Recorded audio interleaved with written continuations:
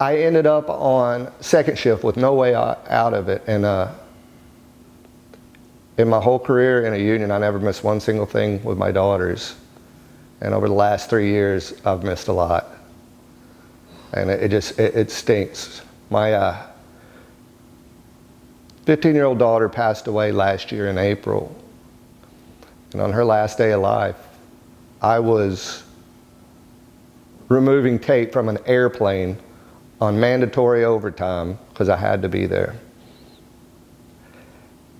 And I know the union can't stop overtime, but I also know there's processes for the overtime, and that the union and the company, I mean, it's black and white. It's no more at the last minute telling you on Friday, oh, you're all up Saturday, Sunday, or at 9 o'clock at night saying you got mandatory 2 hours over or you get a cam.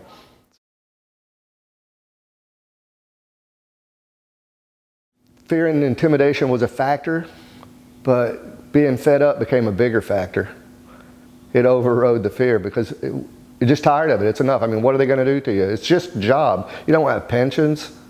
It's just a job that happens to have insurance, and we're underpaid. We do the same job as Everett for $14 an hour less and worse insurance. The company benefits tremendously from licensed mechanics. They got us, they wanted the experience out on the flight line because we are the last line of defense. We are there to catch the stuff. We are there to pre-flight, post-flight, run motors, run APUs, stuff that the factory can't do. And we are held accountable not just to the company, we're held accountable to the FAA and the DOT. We are subject to random drug tests, which no one else on the base is. I was never more excited than when we won, and I am proud of the flight line guys. Because they're finally standing up to management. Finally saying enough's enough. It's not all about you and your profits. There's got to be a human factor here somewhere. There's got to be a work-life balance, which they talk about, but they don't. They just talk about it. I mean, it's really affected my life because I've lost a lot of family time, and I'm getting up at the age where I have a certain number of weekends left.